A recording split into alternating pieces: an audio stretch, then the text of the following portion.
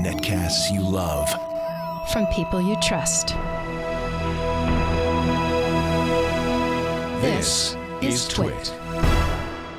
Bandwidth for Ham Nation is provided by CacheFly at CacheFly.com.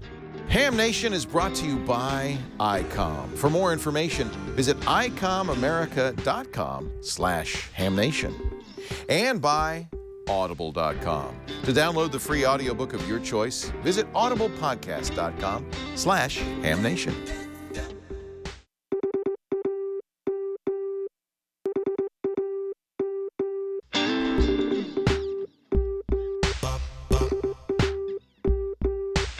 This is Ham Nation, episode number 88, March 6th, 2013.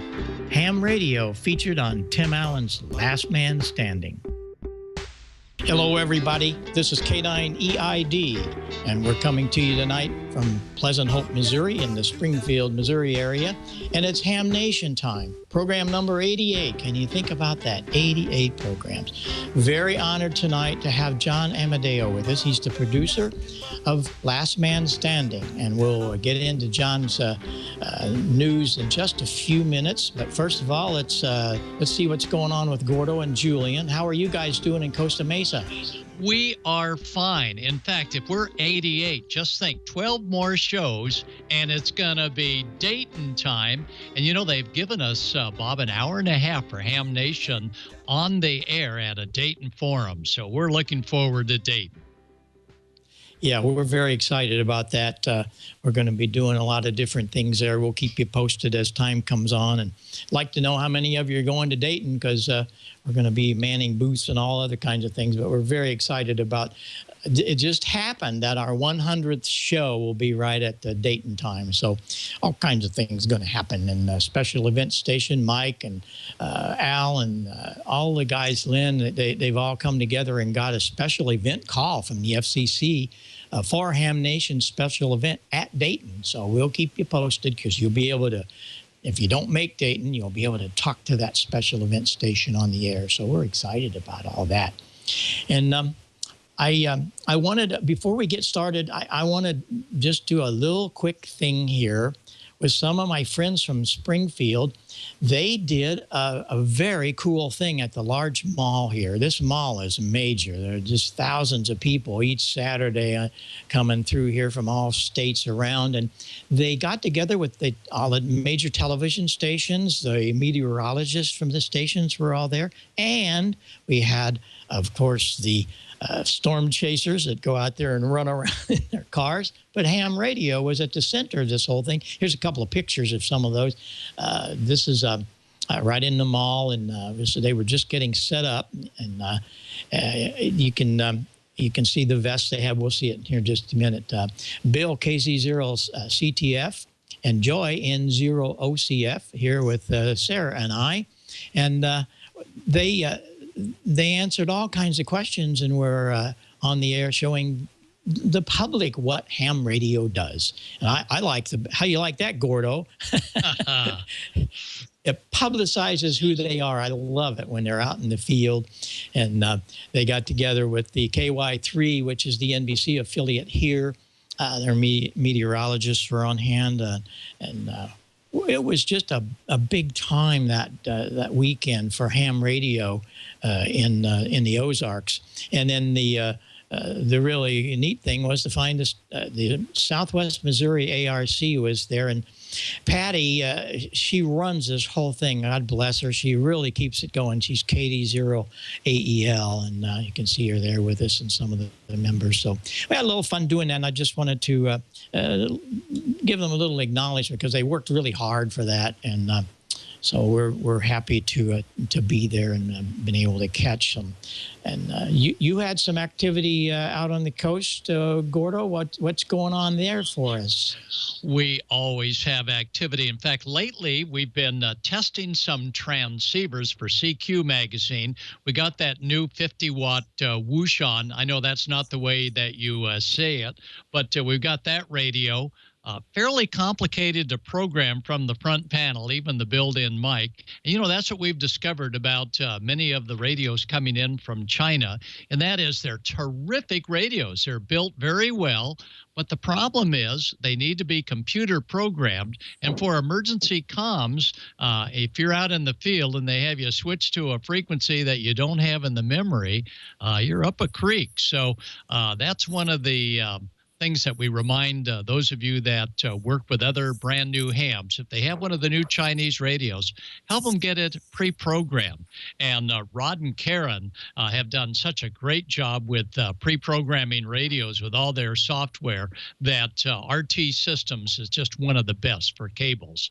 Well, let's take a look again at all that's happening with Phil Parton in for DRO as he was traveling around, this time at ham radio outlet Sunnyvale, with his new Kenwood TS 990.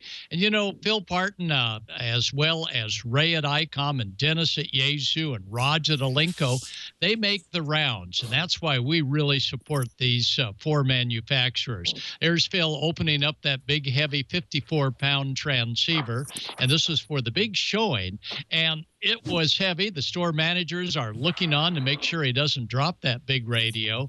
And yeah, it is a little expensive, but boy, they got it on the air and they had a terrific time working stations all over the West Coast on 40 meters, then all over the country on 20 meters. And again, there's a full shot of that TS 990. And this photos came from WA6UHA, one of our California Rescue members. So Phil Parton, much like Ray and Dennis and Raj of the other companies, is a one-man show, just like Ray is and Dennis and Raj. They don't have a huge group of sales managers that go around, but he does it himself, just like Ray, Dennis, and Raj. And he knows all about all of the different buttons to push and so on. During that get-together, they had hams coming in and operating it and giving good ideas to Phil. Look at that retro display. I love that, like a short-wave receiver display in the old days, Bob. And for RTTY, you could tune it right in, and it does read RTTY as well as PSK31. And that vector scope was really fun to watch. And Phil takes notes, and if people have suggestions, he takes those notes and he gets them to the folks in Japan. So each of these sales managers, the Phils, the Rays, the Dennis, and the Rajas, when you meet them at a ham store, give them a round of applause because they're out there doing their thing nearly single-handedly. And that's our California Rescue crew giving the radio a good tryout to see how well it's working. So it's a fun day when we see new radios coming on. And again, these big manufacturers, Kenwood, Yaesu, ICOM, and Alinco, just one or two people that are running the ham division. So give them a good shake of the hand and tell them they're doing a great job because they're making ham radio happen. Well, making ham radio happen is Julian. And Julian's going to tune us in just a moment and tell us all about ham radio that's coming to the big screen. So, Julian, if you'll take over, I'm going to back out. And here he is, N3JF Julian. Yeah, this is probably the most awkward transition ever done on television. But here we are, and I am N3JF Julian. And I was lucky enough that our friend John Amodeo from Last Man Standing, the comedy show starring Tim Allen, invited me to up to the studios to help him out with some of the technical aspects for an upcoming episode 217. This could be shown on ABC in March 15th. So not this Friday, but Friday afterwards. And let's go ahead and run the video. We have some behind-the-scenes footage of what's going to happen on that show.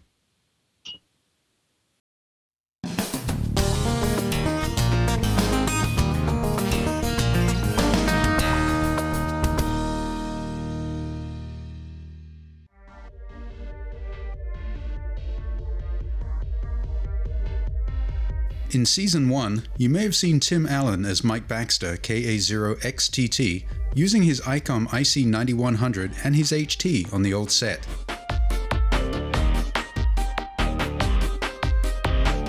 In Season 2, a new set was used, complete with a shiny new radio, the ICOM 7600, an attached Heil PR781 microphone, and also an IC2820 D-Star radio.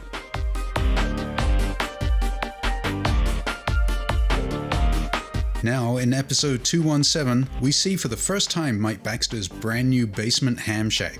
His new shack was inspired by longtime ham radio operator and producer of Last Man Standing, John Amadeo NN6JA, and it has all new gear. You can see Mike's new ICOM 7700, his IC9100, an antenna rotator beaming towards Brazil, and the Heil Fin microphone. The ham shack and this entire set was built for this one episode. Mike is a collector of antique Heathkit radios and old microphones, and you can see them dotted around his house. Mike is an extra-class ham, and it appears he got some help in his last upgrade from our very own Gordon West, WB6NOA. An avid CW fan, Mike uses this Ameritron ALS 5000 for more power. Don't look for this model for sale, this one is special, it goes up to 11. Like every ham, he collects and displays QSL cards from those he contacts around the world.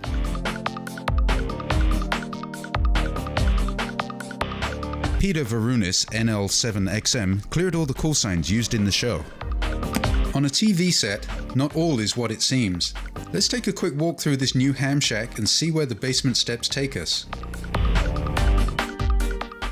Nowhere.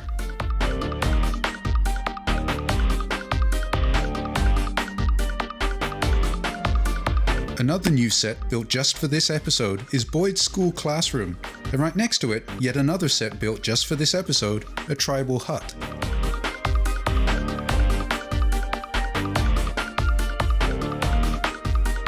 I can't tell you much about what happens here, but other than that huge machete, you will see a Yaesu FT817 being used.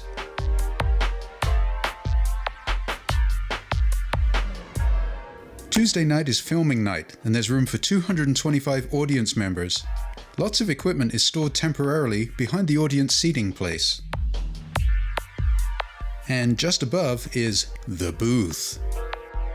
Inside the booth is an ICOM IC7200. This radio is never seen on the show, but it plays a very important part. Ham radio is the world's biggest party line, and you never know who may be listening in. With Mike's office getting a final cleaning, and all of the lighting tools back on the cart, one of the boom microphone units gets wheeled into position, and my dream camera plus 3 of its buddies are brought onto the set, which starts to look more like the deck of an aircraft carrier.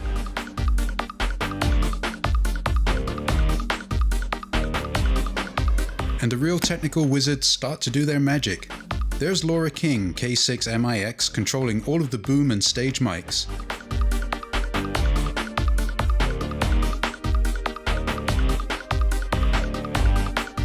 Tim Clark switching all of the video feeds from 4 different cameras, and John Hart, the sound recordist. Without these amazing people and nearly 200 other like them, this show would never make it onto the air.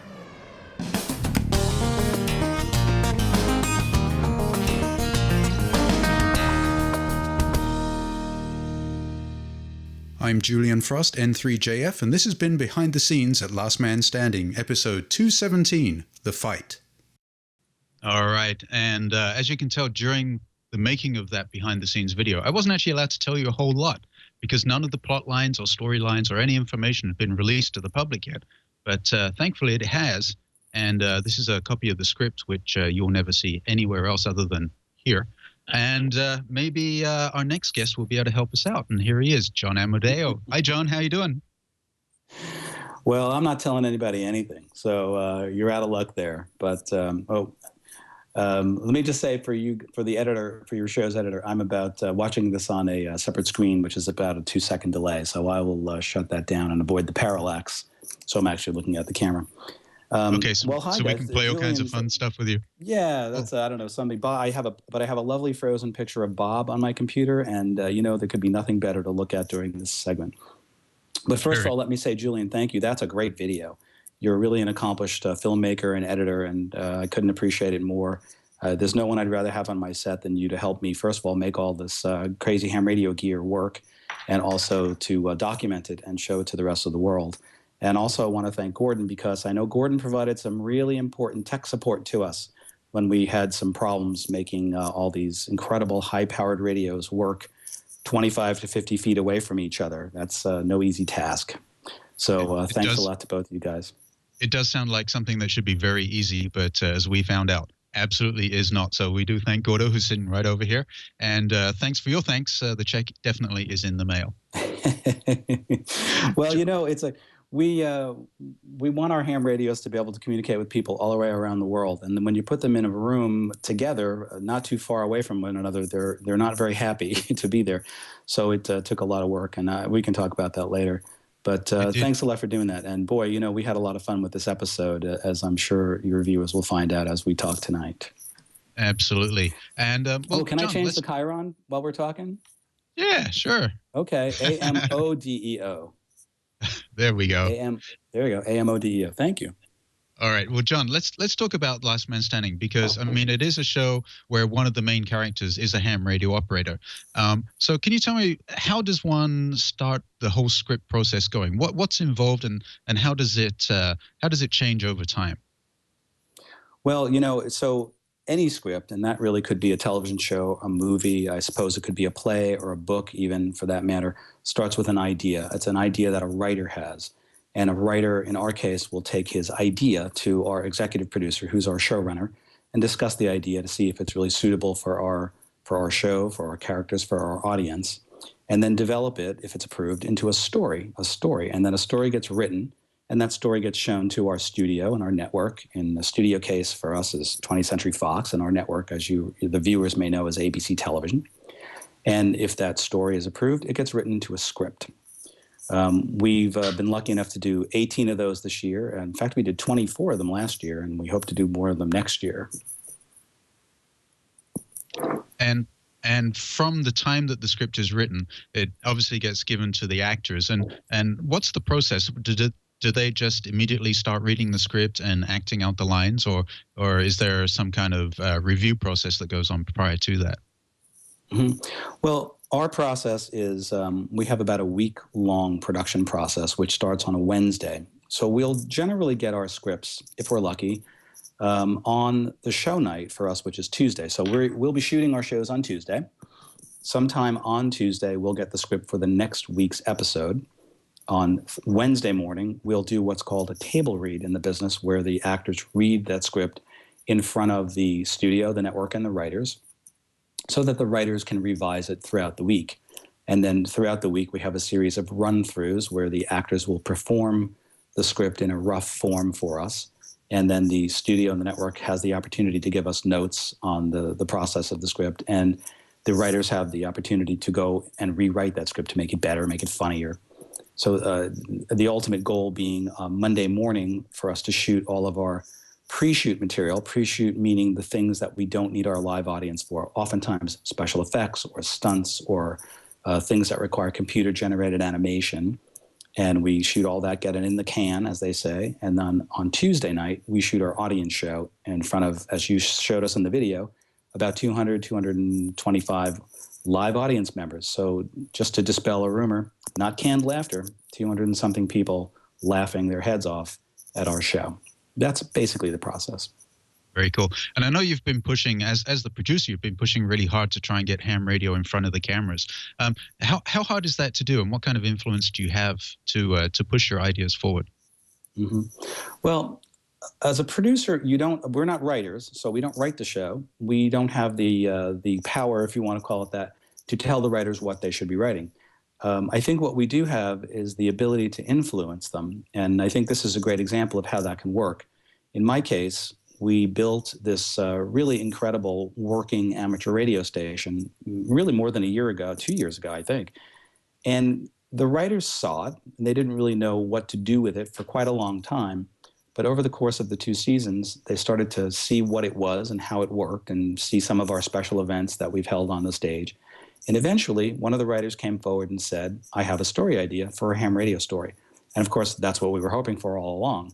So that's how we influence the writers to do it. And that's what's led us to episode 217, The Fight, which airs next Friday night. Very cool. And Brian, if you can pull up the first photo, it should be one of Molly Ephraim, who plays Mandy. Mandy Baxter, the daughter of Tim Allen in the character. And here you can see she's in the brand new set that we showed on the video. John, maybe you can tell us a little bit about that set again. Sure. Well, you're right in pointing out that this is a new set. The viewers have always seen Mike Baxter's work radio station in his office. And of course, don't we all have a little radio station in our office? And Mike has a pretty cool one. However, we always knew, well, where does Mike really go on the radio? He's not going to be able to go on the radio at work too much, so he must have a home ham radio station. And we had already established a basement set for the Baxter household. It was a bomb shelter episode. So we figured, well, right outside the bomb shelter, there's a little radio station. We built this set, which basically abuts the bomb shelter, and we populated it with some pretty amazing ham radio gear from many of the manufacturers that have been kind to our show over the past 2 seasons. Very cool. And if we can go to the third picture, which should be of Ed, who is Ed Alzate in the show, played by Hector Elizondo. And he's a very, very famous actor, as many of the viewers will see. And I noticed he's also using a radio. And where is he? What's he doing? Well, you know, here's where I'm torn, because I will tell you that Hector... Ed's character, or Hector's character, Ed, in the show, has a call sign. He's a licensed amateur radio operator, and he does identify with a / Papa Yankee 8. So for you HFers, you'll know pretty much where Hector is. It's a funny storyline. I don't want to reveal everything about it just yet. You'll have to watch it next week. But if you know what Papa Yankee 8 means to all of us, then you'll know where Hector's sitting right now. Yeah, and it was having been there during the 4 days that we worked on this, it was interesting to see how that set changed. But the final result is pretty awesome. So the final picture we have is of Kyle, who's played by Christoph Sanders. And I believe that is the picture of the original set for the... Well, actually, it's a second set, but in the Outdoor Man office. Is that correct? Yeah, you know, the TV sets, I think you experienced it, but I'll try to explain it to the viewers. TV sets are very elastic. They have to be what we need them to be on a week-by-week basis. If we need Mike's office and Ed's office for a week, we'll build them, and the very next week we might need more space. So you might come into our stage the next day and find that an entire baseball stadium is gone, or Ed's office is gone. So things move around very quickly. Mike's office actually used to be in another location, and it was, in fact, exactly the mirror image of the set that you see now. But this is Mike's newest set, if you will. It looks very much like the old one. It's just a mirror image. And in this episode, Kyle happens to hear a call on the radio, and Kyle, in our show, his character is also a licensed amateur radio operator. So he's able to go into Mike's office and jump on the radio and answer that call. And all the radio equipment is live. I mean, we've seen that before. We've actually had special event stations from the studio themselves. So, and we've seen ham radio portrayed in film and TV. I mean, it was in Contact. There's a new show out right now which showed some ham radio being used in a very strange way to contact Russia on 2 meters from I think it was Washington, D.C. But it was pretty good. It wasn't even connected to the radio. So if we've seen all these shows where they've used ham radio before, why is it that you're showing ham radio now, but going through so many hoops to actually show it really happening? These actors are actually using ham radio. They're pressing the mics. They're doing everything. So why did you come to that decision instead of just faking it? Well, that's a two-part question, and I'll tell you. The part one is, as a ham radio operator, and as a filmmaker, I wanted this stuff to be real. I think nothing makes us crazier, no matter what your hobby is, than seeing something that's been faked, and badly faked. You know, so when you see our radio equipment, it's real, and the way we prove that to our audience and to the naysayers is that we use it. We use it all the time. I've got a lot of licensed amateur radio operators on the set. At the end of a rehearsal day, everybody goes home, and sometimes we'll jump on the radio and make some contacts. We've had a number of radio events, everything from local UHF radio stations all the way into national HF calls. We've had the K6H Hollywood Celebrates Ham Radio event at the stage. And we just like the fact that it's real. It's, all the equipment's real. There's just no reason why any real ham operator would not plug it into the wall, plug it into an antenna, and get on it. So we do that. Now, the second part of that is that Mr. Allen, who's our star and our leader, likes things to be real. As an actor, it's easier to walk into a set that has some element of realism to it and perform your character in that set. So it's nicer that everything in the set is real. You can turn it on, you can tune it, you can hear what's happening on it. Oftentimes when we're shooting the show, I have the gear on and I'll tune it to a particular frequency. And if you're an astute viewer of the show, you'll see the meters moving. We're receiving live HF signals while we're shooting the show. Who knows? It may be you calling in the background while the show is shooting. You never know. But it just pleases us, and it presents a better climate for our cast to perform in a real-world setting rather than a fake setting. Now, let me go on to say one other thing. Yes, we wanted this to be real, but of course we were very careful, as you know very well because you were there, that no FCC regulations be violated. So although the cast got to press the microphone buttons and got to key the radios, we were running into dummy loads, and the power was turned down incredibly, all the way down, so that no rules were broken. We were not transmitting RF. There were no unlicensed cast members broadcasting on 20 meters in this case. So we were able to make it look incredibly real. When you press a mic, you will see meters move. You'll see transmit lights go on. But no one was actually transmitting in a way that would violate an FCC regulation. So I hope that answers your question.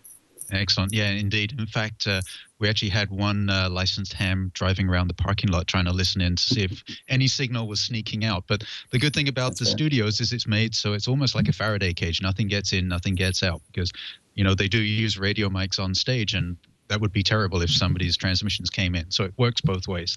All right, John. Well, look, time is running out because we did start a little bit late today. But there were a number of hams or actors who were portraying hams during the show. And I think we had let's run through the radio equipment we had on set all at one time and all operating. We had the ICOM 9100. We had the Yaesu 817. We had a 7200 up in the booth. We had another 817 up in the perms, which is where all the lights and stuff are located. We had a ICOM 7600 in Mike Baxter's office. We had an ICOM 7800 in the news shack. So that's what, 5 radios, John? Is that about right? Yeah, that's a lot of ham radio equipment to hook up in a couple of short days and make it all run. We also had, I love, and you showed it in the video, and it's just really funny that Ameritron, they did such a wonderful thing for us. It's the Tim Allen, if you will, heritage of home improvement, that Tim and Tim Taylor always wants more power. So we asked if Ameritron could make us an ALS 5000, and of course they did. So who doesn't need 5,000 watts? So you want to bust through a pileup. There you go. So and then the Green Heron people helped us, and I'm just looking at a crib note, but. Of course, Comet and Daiwa have always been good to our show, as have MJF and, MFJ, I always get that wrong. And, clearly ICOM is a big participant in our show, as is Yaesu, and we owe them both a debt of gratitude. We're a TV sitcom. We don't have a budget for amateur radio equipment, and clearly from your video and anyone that watches the show, we have a lot of gear, and we get that stuff as on loan. We use it all year. We use it hard. We use it for real. And then we send it back. Unfortunately, we just sent it back. And not to mention, I can't possibly leave out the Heil microphone company, because there's a lot of Heil mics on the set. And boy, do they sound good, and they look good on camera. And they so really thanks do. to everybody that helped. They really do. John, I want to say thank you very much. And we're gonna kill it from there. And we look forward to seeing the show, not this Friday, but next Friday, the 15th of March. Thank you so much. Had a great time up there. And ever you need an English voiceover, I'm your guy. Thanks a lot, guys. Hey, John, I wanted to say thank you very, very much, because we appreciate you coming on. I know it's real hard for you to get on here at this hour of the day, but I had to bring my fin on so I could at least be up with you guys on the show. What the heck? Very, very good. But all of us, every amateur radio operator in the country, thanks you for putting ham radio in a nice light. And it's going to be really good. The show is going to be great for ham radio. And we owe all of that to you, John. And I appreciate it. And hopefully someday we'll get to see more on television, and you will be the nucleus of all of that. So thanks for doing that. And again, I want you to tell the audience also, some people might not have heard about the show much. How many viewers do you have? Where are you running in the numbers right now? We're doing extremely well right now. We have a solid 7 million plus viewers. And quite frankly, on a Friday night, that's a very big number. It's been compared to we premiered originally on a Tuesday night, which is a tough night, but boy, on a Friday to get 7 million viewers, it's a good thing. So we feel very secure, and we're fingers crossed for season 3. So let's see what happens. Wow. Well, you've got 2 more. Sarah never misses it. She's got 3 DVRs set up, so she doesn't miss it. So you got a couple of fans there, and I know there's just thousands of hams going to be watching. Thanks very much for joining us, and we'll have you back on again and see what all of the repercussions are. Maybe next year they'll do more, but thanks very much to all. We appreciate you coming on. Thank you, guys. We'll see you soon. Have a great rest of your show. All right. Julian, I want to tell you while we're here on the show how much I appreciated you doing that. You are terrific, as you heard from John. Just a great, great job. And you spent a lot of time there. So thanks very much for doing that. I just hope we don't lose you. One of these days you're going to say, well, see you guys. I'm at CBS or ABC or NBC or whatever. Great job. Well, thanks very much. And, I'm a pretty good multitasker. So if I can get up there and do down here, I'll do both. But this is home, right? Okay. Well, you can probably always get a meal. Susie's got a stove back there cooking. So, oh, that's absolutely fabulous. So nice of you to do all the video. And I know you guys spend a lot of time there and getting all the rigs set up. And people don't realize what goes on behind the scenes, but they got to see just a little piece of it. So there we are. And I want everybody to call your friends and go watch that show. It's really good to spread the word of ham radio. We want to move down to Louisiana because I think Don has a couple of words for us about ICOM.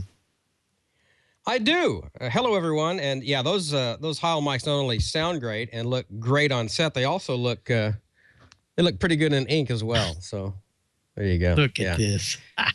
And nice to see John and have John on the show. I met John at Dayton last year. And John, if you need another voiceover guy, I may know someone. Hey, if you want to take a high-performing HF rig or a solid 2-meter mobile on your next trip, away from home, like Hector Elizondo's actor did, and he went to the remote location, or you want to tap into D-Star from the palm of your hand, en route, on location, on the go, in your home, ICOM will help you do anything you want to do with ham radio, at home or on the road. HF, VHF, UHF, no matter. It's covered. Go to icomamerica.com/HF-VHF-UHF, and you can see what we're talking about. And I think we're going to put that on screen right now. We've talked about the 7000. Love the ICOM 7000. We have also talked about the 9100. Let's not forget the 7410 and the 7200. Both of these have ICOM's signature DSP technology. That is digital signal processing. It will change the way you listen to ham radio. Now, the ICOM 7410 is an all-mode VHF transceiver. It has double conversion, super heterodyne system, a built-in automatic antenna tuner, built-in 15 kilohertz first IF filter, and optional 3 kilohertz and 6 kilohertz filters. And this is a great radio for your home station. If you want something a little more rugged to take out in the road, a little more water resistance perhaps, the ICOM 7200. This is a solid performing radio. Digital flexibility. This also has selectable filters.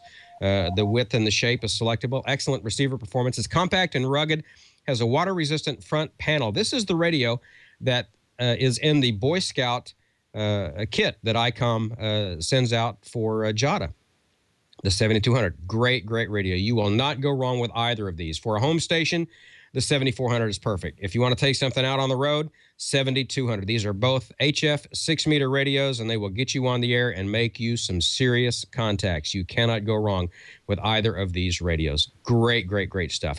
Now, make sure you visit icomamerica.com/hamnation. There's a lot more info on ICOM's line of VHF, HF, UHF, D-Star. It's all there. You can also enter the ICOM weekly drawing for ICOM swag, like T-shirts and hats. I saw someone in the Ham Nation chat room a few minutes ago said they got an email, said that they were one of the swag winners. You could be there, too.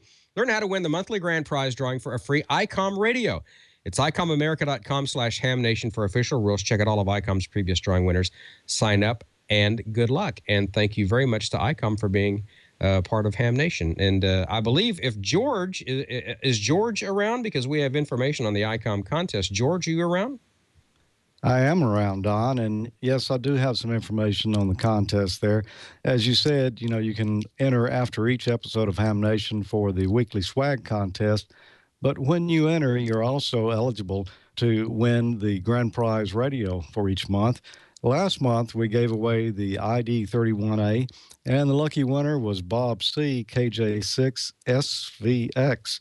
And for the March grand prize, we're going to have the powerful, smaller, and simple-to-use IC2300H 2-meter mobile with 65 watts output. The IC2300H is built tough. It passes the mill standard 810G specifications, including shock, vibration, and temperature tests.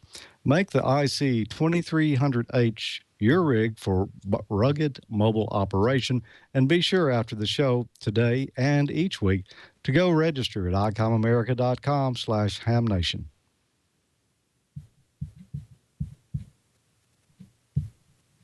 Bob? Don, I appreciate you doing that very much. You might get another job, as we heard there. If they're looking for voiceovers, you might apply. I'm available, and I work cheap. I hear you. George, nice to see you tonight, and I hope that everything's going well for you.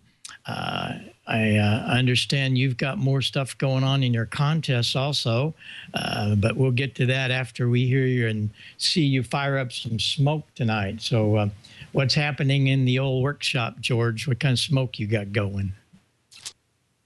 Well, Bob, I just had the soldering iron on a minute ago. I was making some little jumpers in here, and we'll cover my segment here in just a minute on what I did this week, but I think Don has some news for us, doesn't he? We're going to do that. I just wanted to make sure you had it cooking. That's all. You got to get it cooking. It's on. Okay, cool. All right. Amateur Radio Newsline Report, number 1,855. These are the Ham Nation headlines for Wednesday, March 6, 2013. The United Kingdom's first CubeSat, Strand 1, was launched Monday, February 25th. STRAND stands for Surrey Training, Research, and Nanosatellite Demonstration. Strand 1 was built in only 3 months using a Google Nexus 1 smartphone with the Android operating system. Strand 1 carries an amateur radio AX25 packet radio downlink on 437.568 megahertz. It also uses a 9K6 bits per second frequency shift keying in a high-level data control frame and non-return to zero inverted encoding. The overall STRAND program is intended to be a long-term arrangement between the space company SSTL and the academic researchers at the Surrey Space Center. Strand 1 is the first in a long line of STRAND smartphone-based nanosatellites. For the Amateur Radio Newsline, I'm Bill Pasternak, WI6ITF. I'm in the newsroom in Los Angeles. The Strand 1 team has asked if radio amateurs can assist in collecting telemetry from around the world to help them determine the health and attitude of the spacecraft. Information on how to receive the satellite's telemetry data is available on the Strand 1 page at amsat-uk.org. Reports go by email to Dr. Chris Bridges at c.p.bridges@surrey.ac.uk. The ARRL reports that Veracode, developed by Peter Martinez, G3PLX, has been adopted as an International Telecommunications Union recommendation. On Tuesday, February 19th, the ITU announced the simultaneous adoption and approval of the recommendation entitled Telegraphic Alphabet for Data Communications by Phase Shift Keying at 31 baud in the amateur and amateur satellite services. This digital mode alphabet is commonly called varicode because the more frequently used characters in the English language occupy fewer bits. It was developed by G3PLX in the 1990s. For his effort, Martinez was awarded the ARRL Technical Innovation Award for the year 2000 for his development of PSK31, which uses varicode for transmission efficiency. The ARRL reports the American Red Cross will be phasing out its Emergency Communications Response Vehicles, or ECRVs. According to American Red Cross Disaster Services Technology Manager Keith Robertory, KG4UIR, every communication capability of the Emergency Communication Response Vehicles already exists or will soon exist as a rapidly deployable kit. These can be loaded on any vehicle that is owned or rented by the American Red Cross, providing more flexibility in shaping its response to match the disaster. Robertory told the ARRL that retrofitting the decade-old vehicles with new equipment is not a good use of donated funds, as the long-term strategy is to move to more portable systems. This, says KG4UIR, is consistent with the trends in the telecommunication and technology industries. As to the ham radio gear currently installed in these vehicles, it's not going away. It'll be removed and will either become part of the deployable inventory or provided to the local American Red Cross chapter to build local capacity. Hams around the world are mourning the death of Pat Hawker, G3VA, who for 50 years wrote the technical topics column in the RSGB publication Radcom. He passed away February 21st at age 90. Hawker was first awarded a UK artificial aerial license and call sign 2BUH in 1936. He received his transmitting license and the call G3VA in 1938. During his lifetime, Pat Hawker was involved in many aspects of radio. This ranged from World War II with the United Kingdom's military intelligence organizations through to his time working for the RSGB, then as the editor of Electronics Weekly and the Royal Television Society Journal. The extraordinary career of Pat Hawker, G3VA, is described in a book by Steve White, G3ZVW, titled A Bit of Controversy, Pat Hawker, A Radio Life. And if you didn't know, Pat Hawker also held the title MBE, which stands for Member of the Most Excellent Order of the British Empire. And finally this week, scientists from Columbia believe they've pinpointed the origin of the giant meteor that smashed into a remote region of Russia last month. Using some of the dozens, if not hundreds, of videos that captured the once-in-a-century event, the scientists have calculated the Chelyabinsk meteor's trajectory, tracing it back to a group of Earth-crossing objects known as Apollo asteroids. Researchers Jorge Zuliaga and Ignacio Ferran from the University of Antioquia then used trigonometry to calculate the height, speed, and position of the rock as it fell to Earth. To reconstruct the meteor's original orbit around the sun, they used 6 different properties of its trajectory through Earth's atmosphere. They then plugged all of that data into specialized astronomy software developed by the U.S. Naval Observatory. The computers then confirmed that it was from the Apollo group. Unlike the more stable objects in the asteroid belt, which lies between Mars and Jupiter, Apollo asteroids tend to sideswipe Earth's orbit, posing a risk of collision like the one in Russia. According to the International Astronomical Union's Minor Planet Center, more than 4,800 Apollo asteroid close approaches have been identified to date.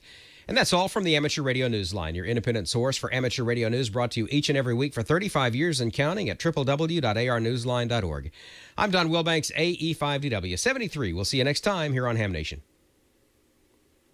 I never, ever, ever tire of watching those asteroid videos and that thing come in. I mean, just absolutely amazing stuff. I'm glad I could put that in the report. Bob, back to you.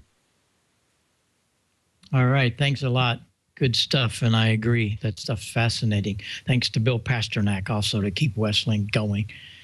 So, George, you got it all warmed up. I just wanted to make sure because we hadn't seen you yet tonight with all the activity in the beginning. So take it away and let's see what happens.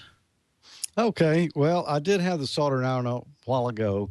As a matter of fact, no, it's not on now. I've turned it off. But anyway, this week I didn't fire it up for the show.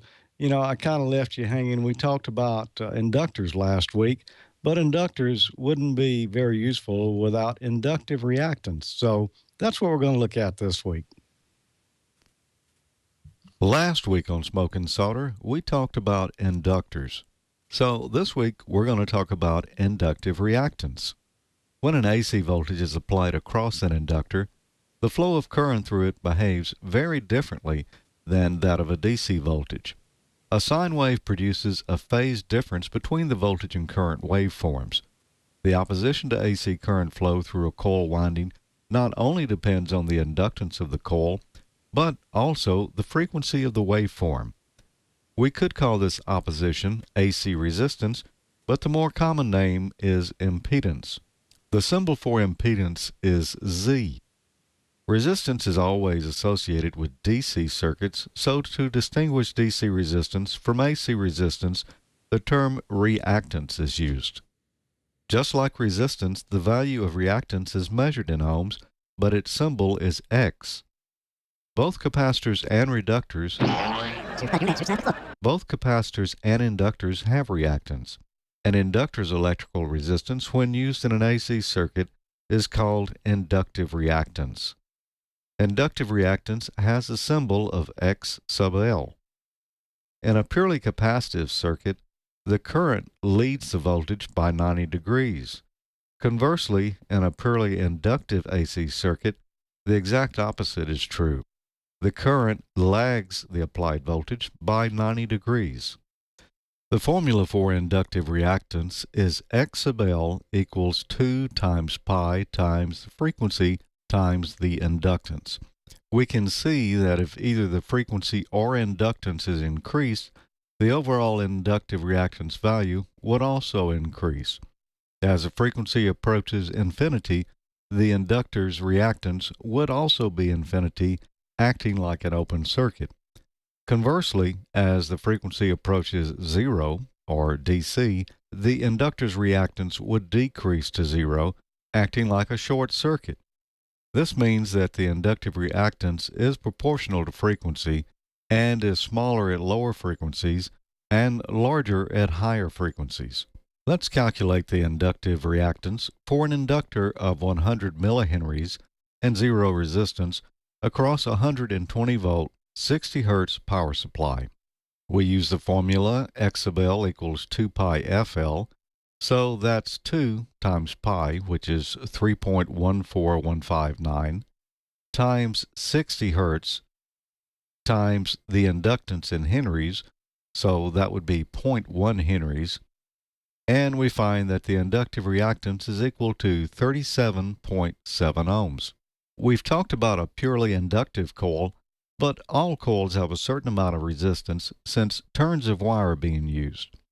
So a simple coil circuit should be thought of as a resistance in series with an inductance.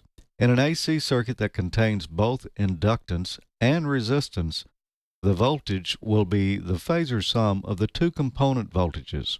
The current flowing through the coil will still lag the voltage, but by an amount less than 90 degrees, depending upon the value of the voltage across the resistance and the voltage across the inductance. The new phase between the voltage and the current is known as the phase angle of the circuit. This inductor came off an antenna right here. You can see that it's tappable, so you can select in the amount of inductance that you want. Right now I've got it set for the maximum amount, or I could move the tap on down to this end and get it to where there's almost none, or anywhere in between, just depending on what I was trying to tune with it. Let's take a look at our meter here. This is the MFJ 259B analyzer. It also has several other functions on it. Let's step through here and find inductance. Inductance in microhenries. And you notice we're tuned to 4.238 megahertz there. But we're reading inductance, 1.715 microhenries. And that's 45 ohms of inductive reactance at this frequency. All I've got connected here are the leads. So, just being wire, they have some inductance on their own. You'll notice as I move the wire out there, it changes the inductance a little bit. Let's try making an inductor. We'll just roll up some of the cable here. And you can see as I do that, it definitely has an effect there on the inductance. One thing to keep in mind, the leads and your spacing and all will have an effect on inductance. So let's hook in our inductor here and see what we've got. And this measures almost 24 microhenries there. Let's slide it on down, pick out a different value here. We can see that as we decrease the number of turns that are in there, the inductance is going down. Now, we'll also notice the inductive reactance up here is 637 ohms. As we decrease frequency, we notice that the inductive reactance goes down there as well. As frequency goes up, inductive reactance increases. Just measuring the inductor here, we've got 370 ohms of inductive reactance there. Let's put a capacitor in series with it and see what that does. Here's a 0.004 microfarad. We'll just slip it in right here at the test terminal. Brought it down to about 301 ohms. You know, inductors have a positive reactance and capacitors have a negative. So we can see here that adding the capacitor, its negative reactance is actually subtracting what we would have from the inductor alone. So there you have it, our grand conclusion on inductive reactance. You can see that by using capacitors and inductors, you can create all types of tuned circuits. So in a few weeks, we're going to be building this kit right here. This is an AM/FM radio kit. You know, we built an AM radio when I went to college. That was part of our course there.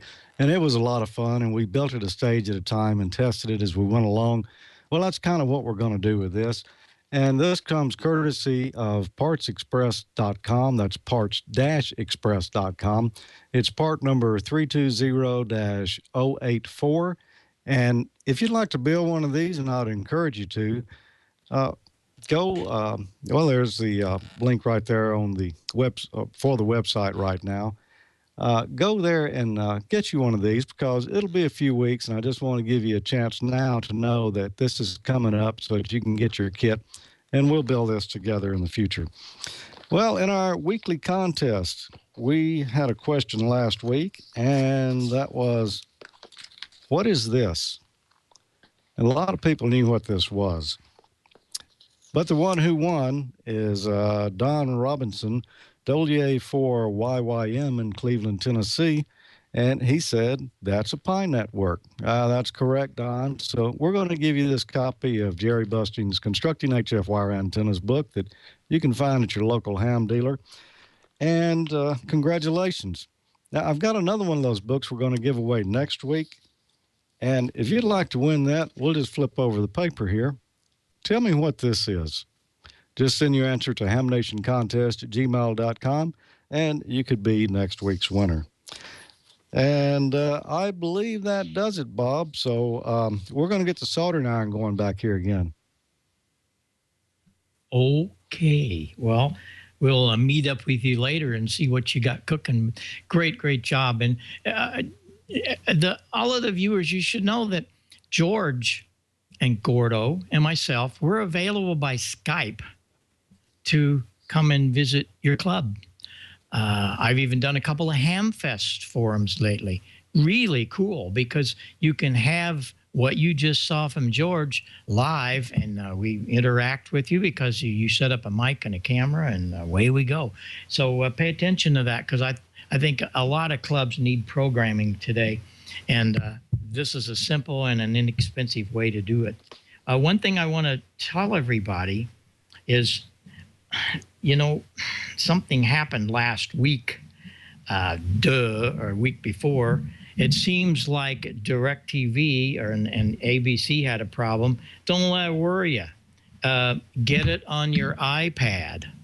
You can bring up ABC on the iPad, all the shows. Sarah's been watching it, watching Last Man Standing on her iPad.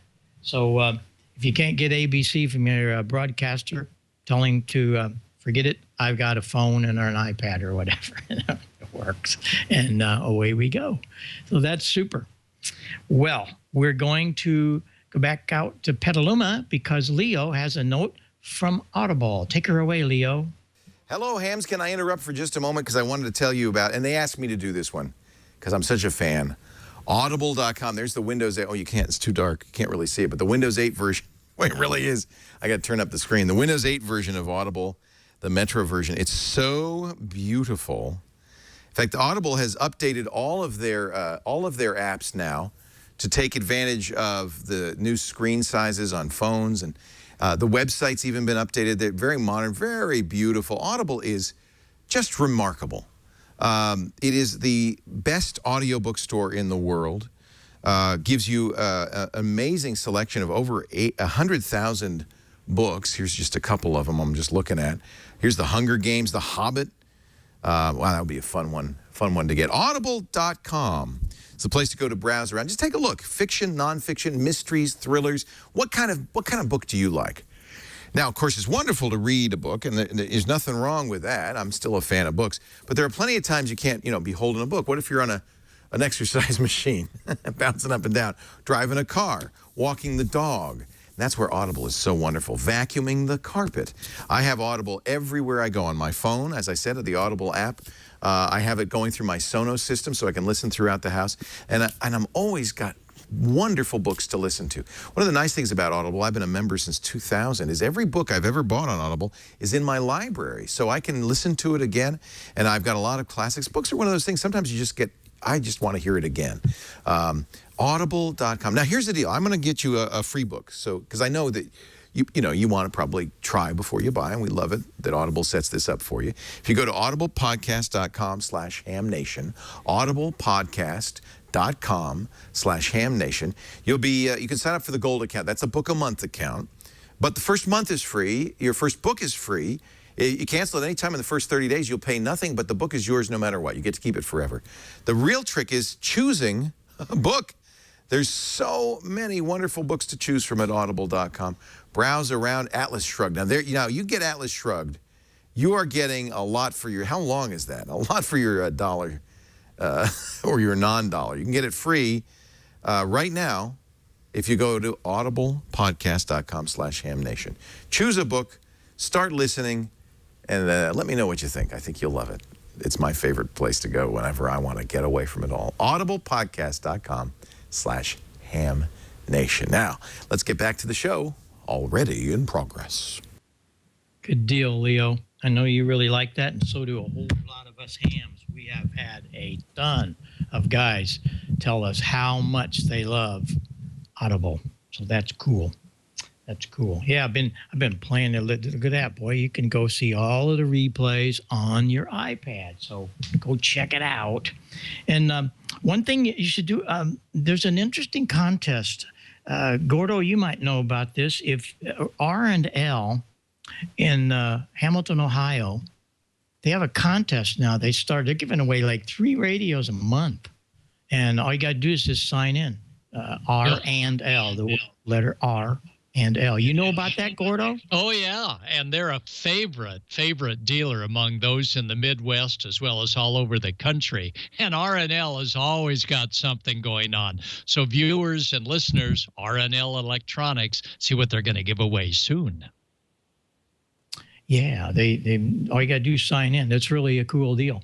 And I want to check you out. And so does Gigaparts. They got another contest going. They're giving away a Yaesu radio. So check it out. A lot of these dealers are doing real specials, and you want to take care of that. Well, it's been so much fun, but we still got the best to come here because we're moving upstate of Illinois to join Cheryl, and she's been chatting with the chat room. Cheryl, how you doing? What's going on up there? Oh, hi, Bob. Hi, everybody. Hi, chat room folks and podcast listeners.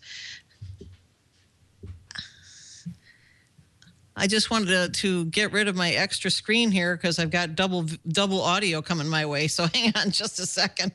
I was watching the show. It was so great. All right. That should do it. Now, you get involved, of course. Oh, absolutely. I want to watch and see what everybody's doing. So I just wanted to say there was some activity here, Bob, from our people in chat room gang. So I want to move on to that. I know we probably have a little bit of time, not too much, but first off, it's for George, if he's still there on the air. Hi, George. You did a great show tonight. But they wanted to know, KD8TPI, I'm just going to move right into this from Ron. KD8TPI, he says, what was the website for the radio kit? Another person before said, what are some good websites to buy some of the many build kits available for ham radio? But mostly, what was the website for the radio kit? Can you answer that one? They wanted to know. Yeah, this comes from parts-express.com, and it's part number 320-084. Excellent. Oh, good. That's good. And how about are there any other websites for the many different kits for ham radio that you deal with? Yeah, there's a lot of them. I get some stuff from Jamico, this one, Parts Express. Amateur radio kits, you can just do a search for amateur radio kits and tons of stuff will come up. 5-.com, I believe, is where we got the soft rock kits. There's just too many to mention, Cheryl. I'm sure. Probably if you Google it, you'll probably get a whole bunch of them to come up and so on. But one more question for you, George. Who makes that on-air sign? Brian KE6ZGP asked that, and I don't know if you have a manufacturer or somebody that you could refer to for your on-the-air sign. Okay, well, this sign right over here behind me, that's not really an on-the-air sign, but that came from jimsengraving.com. Bob and Gordo have them too. I think maybe you've got one of those. But the on-the-air light that I had last week is made by Sandy's, and where you can get that is from Frank at cheapham.com. Oh, that's good to know. A lot of people like those. And now, Bob, I've got some questions for you. You're not out on this one yet. So first off, Dennis NX0IA, he says, is Sarah getting her ticket or does she already have one? No, Sarah is the president of Highland. She's a very, very busy lady, and so she really doesn't have the time to do anything right now. So, no, she allows me to do all of the radio stuff here, and she runs the company, takes care of everything back there. So, no, she hasn't been involved in amateur radio, but she certainly supports it and knows an awful lot about what's going on. So, we really bless her for all that she's doing for ham radio on the backside. And you always have to have someone behind the scenes making it run. And who better than the lady, right, Cheryl? Oh, yeah. But she does such a fine job for you, too. And, well, thank you for answering that. And, you know, this one person's been asking, this is the second time 2 weeks running, Claudius, KB1ZBW. Hi, Claudius, and thank you for your question. And he really wanted to find out at one point in time, are you considering manufacturing mics for aviation? He says it gets a bit loud in the cockpit and good comms is a lifesaver. And he just wanted to know if you ever were going to make a microphone or microphone headset for aviation perhaps one day. We've looked at it, and we're looking closer to it all the time because it's kind of going along with a couple of new projects we got going. So, yep, stay tuned. And you'll be seeing something one of these days. All right. Very good. Very good. And last question. Steve NA5C, he says, does Joe Walsh ever get on the air, and what frequency might he be found on? You will find Joe mostly on 3870 on AM, and that's where he loves to spend his time with his big broadcast transmitters. Wow. He's really on the road so much now with his new analog man, and the Eagles are in rehearsal getting ready to go out for a 2-year run. So Joe's a pretty busy guy, but when he does get to relaxing a little bit, you'll find him on 3870 AM. You see, 3870 to 3890 is a gentleman's agreement decades ago that's where the AMers hang out. So when you're up there roaming around with your sideband rig, why, be a gentleman and let those guys have their fun there. There's lots of other spaces, but the 3870 was the beginning of that window, and the West Coast AMers have been there for many, many, many years, back into the 50s. And still there, and Joe is a very strong operator in the West Coast AMI, and you can check it out. AMI is a wonderful organization. Look them up on Google. Super. Thanks for the answer there on that, too. Also, I don't know if any of you hosts know the answer to this. For all the talk about the Audible books, which sounds so fantastic, here was a great question from one of the chat room gang here. VE3KNT, he says, any ham books on Audible? Does anybody know? Without having to go into their system and type it in, are there any ham radio Audible books? I am not aware of any. Gordo, are you aware of any Audible books? Anything up there? No, but we'll talk Leo into convincing Audible to put a few books on, huh? How about you, Gordo? Yeah. That sounds interesting. Oh, well, for the future. Yeah, we certainly have all of our training materials are on CD, but that Audible, maybe they want to take over what we're doing. Well, you could be part of that anyhow. So sign yourself up. You'd be great at it too. Add it to your repertoire of fine things that you already do. All right. And then we had a viewer say, Steve, NA5C, he says, Cheryl, how about a Ham Radio Deluxe version 6 episode on Ham Nation? It's only a suggestion, but I thought maybe a little portion might if you ever want to cover anything like that, that might be good. And I said I would bring that to the folks and see what they thought about that. What do you think about that one, Bob? Is that a possibility? Everything's possible. It's just timing and getting everybody to do it. So we'll put it on the list. We have lots of things on the list. Thanks a lot. We appreciate everybody giving us some ideas because eventually they will get answered. And then the next question is W8YXM John made a comment of the equipment on The Last Man Standing that he noticed one of the labels, and I thought it was really kind of cute. He says, I assume the amp is legal. Only the labels say 5,000 watts on them. I thought that was a pretty good catch on his part. But we love the show, The Last Man Standing. I can't wait to see the new version. And Julian, you did such a great job on that.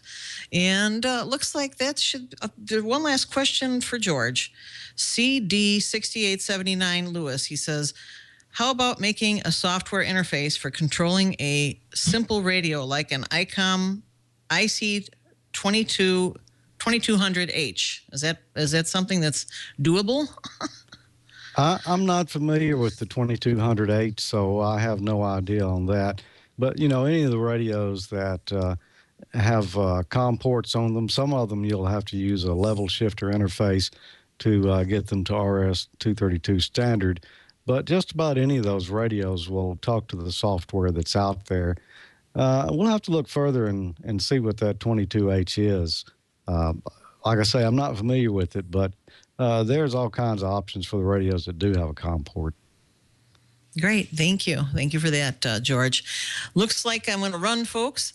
We'll see you next time on Ham Nation. I'm going to be out there on 3847. I'd like to talk to you. And what is the 40-meter net? I saw some mixed reviews. Usually it's 7268, but you've changed that number. So I'll let you pick it up from here, George. And have a great night, Gordo, Julian, Bob, and Mr. Amadeo. Thanks for joining us on Ham Nation. We really appreciate you being there. Talk to you next time. The previously aired the net tonight is going to be on 7.272, I believe I saw. And I don't think there's a 20-meter net tonight. And the Echo Link net is on Star, Dewdrop in Star, or node number 355800. And the D-Star net is on Reflector 14, Module C. 7-3. Sierra Alpha Kilo, Whiskey Tango, Hotel 73. There we go. All right. I noticed the Collins guys are still going on 3885. You can check that out. That's not a part of Ham Nation, but if you want to listen to some beautiful AM, it's there. So you have all the other frequencies. That's where I'm headed to. Going to see if we can get in with Mike out on the West Coast on 40 meters. Gordo, is everything tuned up there for 40 for you guys? Everybody else out we are tuned up. You can hear them in the background. Watching live on Twitch. This is they're there. So see you on 7272. 7.272. Inviting all of you to join us again last week. Doesn't get any better than that. It's coming from the horse's mouth. In this instance, Mike. All right, guys and girls. Thanks a lot for tuning in. And next week, we will be right here, same time, same place, and we'll just have some more fun then. And lots of nice things coming down the way. We're going to cover a little contest next week that was kind of interesting. I did the contest with some of my 1950-60 gear. That was kind of interesting. And it worked great, let me tell you. So tune in. We're going to have a little bit of that and other things coming down the pipe. See you on the air. Get on the air. Have fun. And let everybody know about Ham Nation. And don't forget to watch Tim Allen and all of our ham radio buddies on ABC. 7-3, everybody. This is K9EID.